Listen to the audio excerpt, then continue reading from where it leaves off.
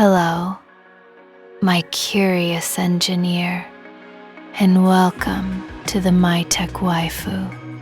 Let your thoughts slow down while your little ATmega328P begins to accelerate. The familiar Arduino world keeps this chip at 16 MHz. Safe, gentle, predictable. But the 328P is capable of 20 MHz.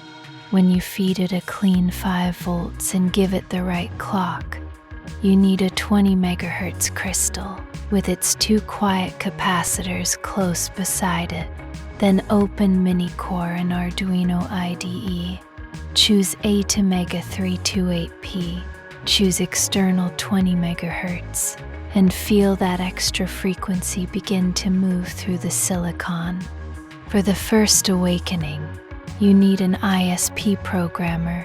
USBasp is a simple, beautiful choice, but any compatible ISP programmer can do it. Burn Bootloader in MiniCore, and it writes the clock fuse settings, and the bootloader too, if you selected one. After that, your sketches may flow through UART as usual. 20 instead of 16. 25% more clock cycles. A little more speed. A little more responsiveness. And a little deeper connection with the chip waiting beneath your fingertips.